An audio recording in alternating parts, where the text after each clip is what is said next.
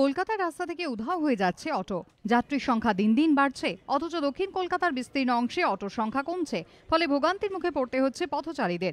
কিন্তু হঠাৎ কি এমন সমস্যা হলো যার জেরে অটোর সংখ্যা কমতে শুরু করলো? অটো চালকদের দাবি, দক্ষিণ কলকাতার একটা বড় অংশে কোনো পাম্পে এলপিজি পাওয়া যাচ্ছে না। বৃহস্পতিবার কলকাতার বিভিন্ন পাম্পে গিয়েও দেখা গেল ঝুলছে নো গ্যাস লেখা বোর্ড। জ্বালানি না থাকলে অটো চলবে কি করে? তাই বাধ্য হয়ে রাস্তা থেকে অটো তুলে নিচ্ছেন অনেকে।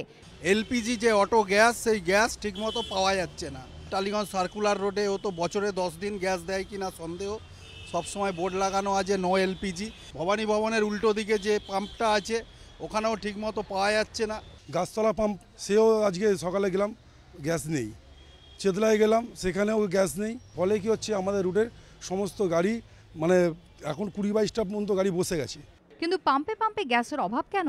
পাম্প মালিকদের দাবি, কোথাও ট্যাঙ্ক, কোথাও আবার মিটারের সমস্যা। তার জেরে পাম্প থেকে গ্যাস দেওয়া যাচ্ছে না। কিন্তু সাধারণ মানুষ তো আর এত জানেন না। অনেকেই আছেন অটো যাদের একমাত্র ভরসা, তাদের হয়েছে মহা সমস্যা।